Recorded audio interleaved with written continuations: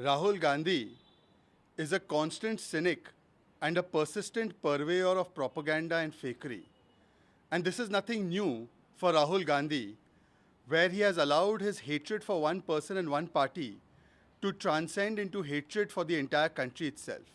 There's a long history of Rahul Gandhi doing Desh Virod in the chakkar of Vyakti Virod.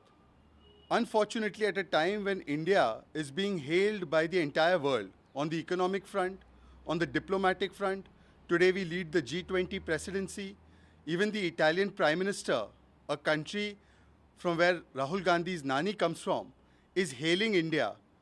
Even MPs from Britain are hailing India. But an Indian MP goes on Britain's soil and starts deriding India, besmirching India's reputation merely because he has a problem with one individual and one party. Rahul Gandhi says that there is Pegasus spyware on his phone. Well, Rahul Gandhi ji, the Supreme Court, whose verdicts you have been hailing since yesterday, has conclusively closed the matter on this entire issue. Yet you continue to peddle the same fakery and lies.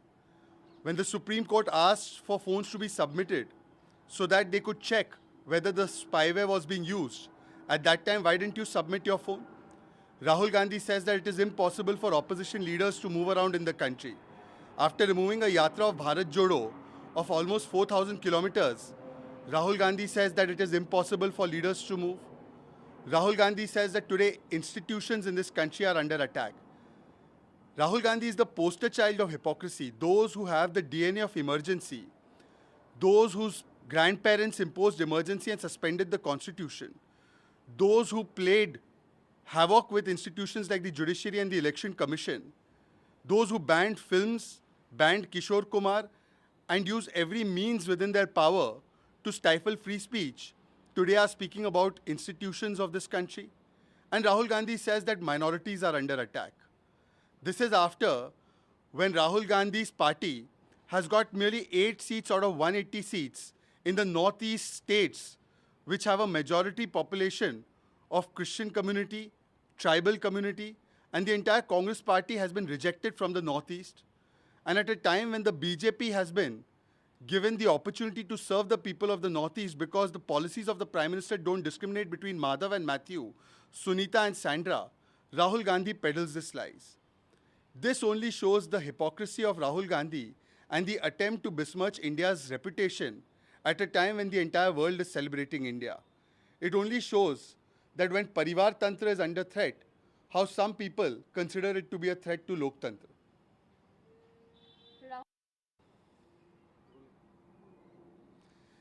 देखिए, राहुल गांधी एक निरंतर निंदक और भ्रामक प्रचार के वितरक बन चुके हैं और किस प्रकार से एक व्यक्ति का विरोध करते करते देश विरोध में उतर आते हैं राहुल गांधी, इसका परिचय उन्होंने बार बार दिया है।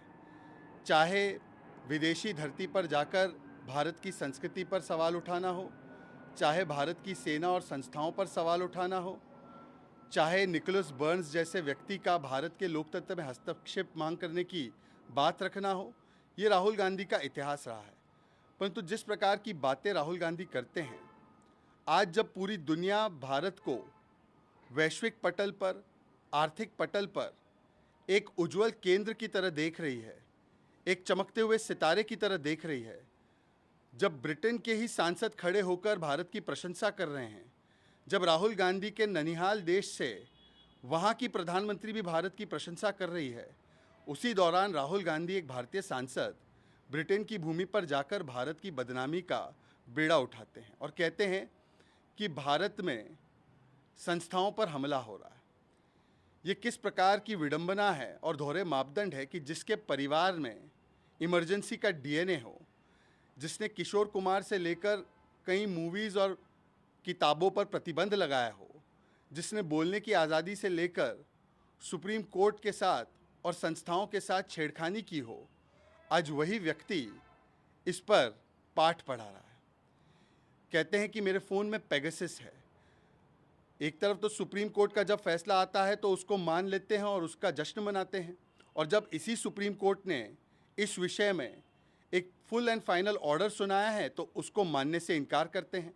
जब इसी सुप्रीम कोर्ट ने सभी नेताओं से कहा था कि यदि उनको शंका हो तो वो अपना फ़ोन जमा करवाए तब राहुल गांधी अपना फ़ोन नहीं जमा करवाते। वो कहते हैं कि अल्पसंख्यकों पर हमला हो रहा है।